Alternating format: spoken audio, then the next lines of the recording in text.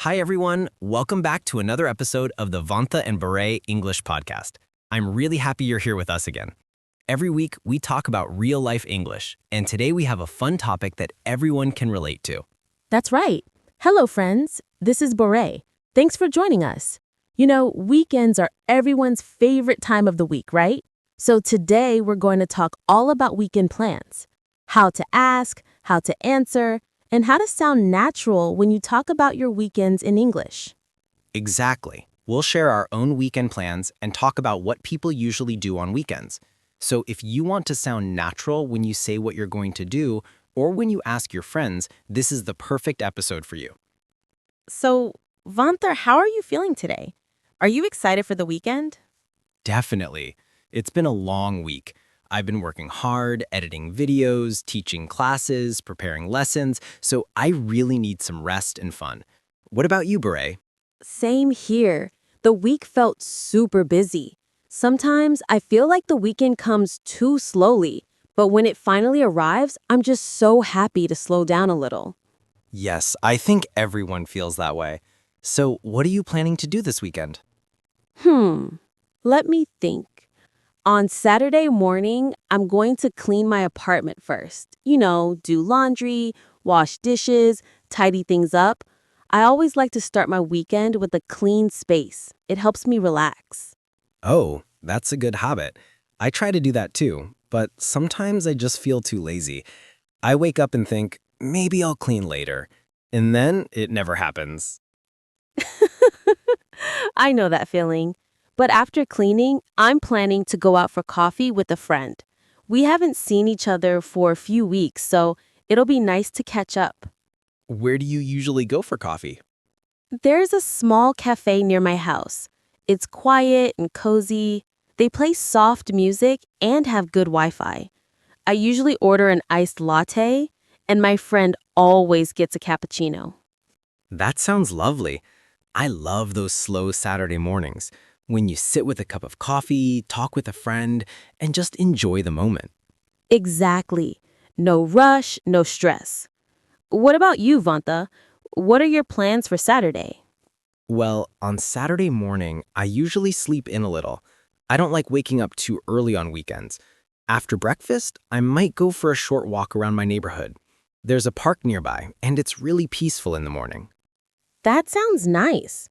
Do you go alone or with someone? Sometimes I go with my sister, but often I just go alone. I like listening to music or a podcast while I walk. It helps me clear my mind. That's a great way to relax. And after that? After that, I usually go grocery shopping. I like cooking on weekends, so I buy some fresh ingredients. Vegetables, fruits, maybe some chicken or fish.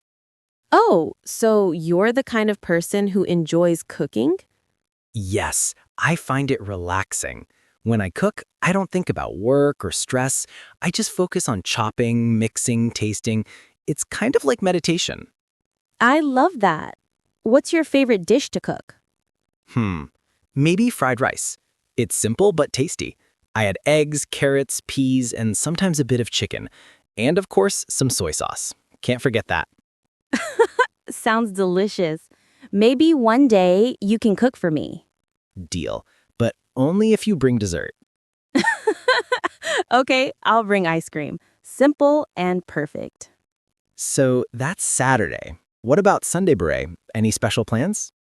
Yes, Sunday is my slow day.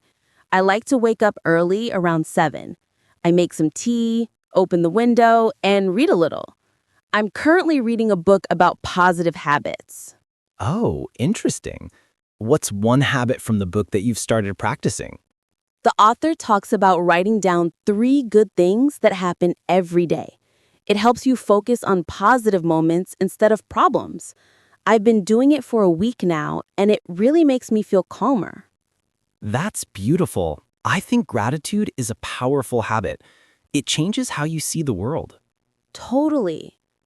What about your Sunday, Vantha? What do you usually do? On Sunday, I like to visit my parents. They live not too far from me, maybe 30 minutes away. I usually go after lunch and spend the afternoon with them. That's so nice. What do you do there? Mostly just talk, eat together, and sometimes watch a movie. My mom loves to cook big meals, and she always says, "You look too thin, eat more." Moms always say that. They never think we eat enough. Exactly. And my dad loves to tell stories. He repeats the same stories many times, but I still listen because it makes him happy. That's so sweet.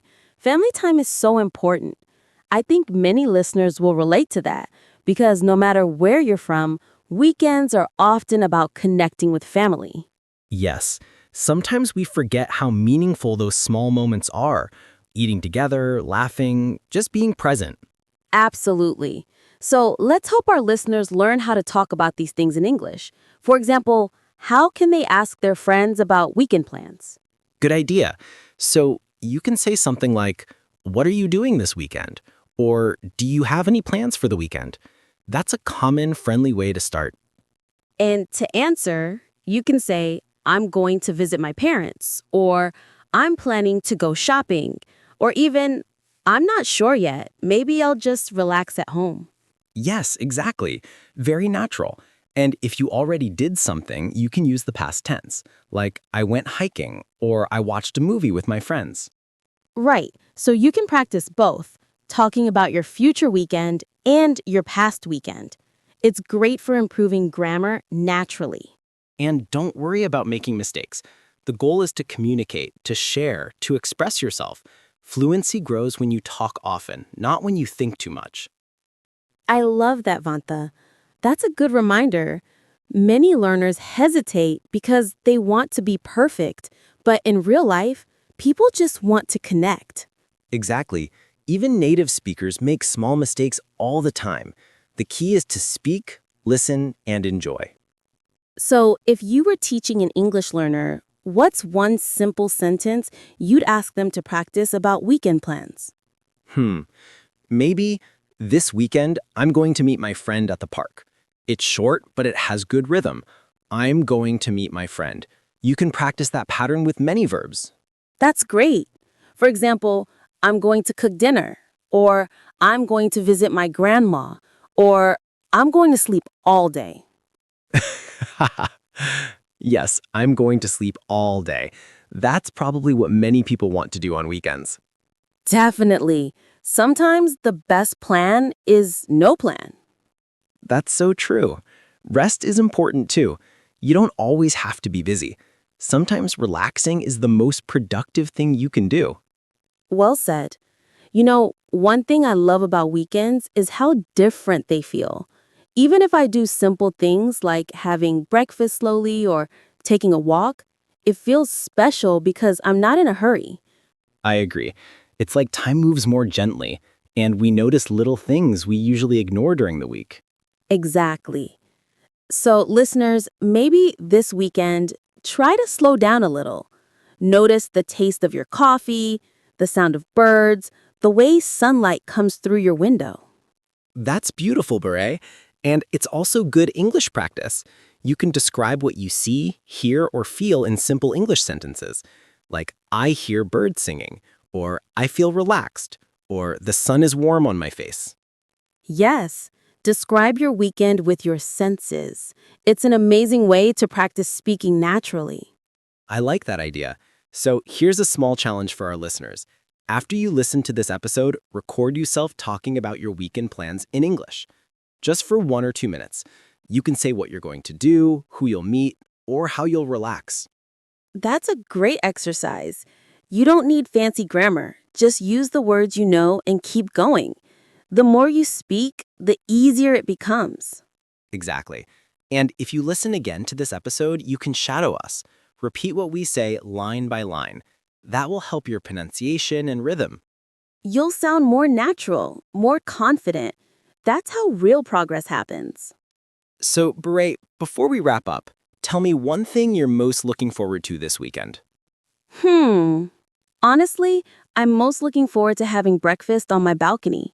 I know it sounds simple, but sitting in the morning air with a cup of tea makes me feel peaceful. That sounds lovely. For me, I'm most excited to see my parents. I always feel refreshed after spending time with them. That's perfect. So we both have relaxing plans. Quiet, simple, and meaningful. Yes, and to everyone listening, we hope your weekend is full of little joys too. Maybe you'll rest, maybe you'll explore somewhere new. Whatever you do, enjoy it. And practice your English while you're at it. Even small moments are good practice opportunities. That's right. You can describe your day aloud, write a few sentences in your notebook, or talk with a friend in English. It doesn't have to be perfect. It just has to be real. I love that. Real English for real life. That's what we're all about. Exactly. All right, friends, thank you for spending your time with us again. We love sharing these moments and helping you grow step by step. And if you enjoyed this episode, remember to share it with a friend who's learning English. It really helps our podcast reach more learners. You can also follow us so you never miss a new episode. We release one every week with new topics, stories, and natural English you can use right away. Yes, and next week's topic will be another everyday conversation, so stay tuned. Until then, keep practicing, keep smiling, and enjoy your weekend. Bye, everyone. See you next time.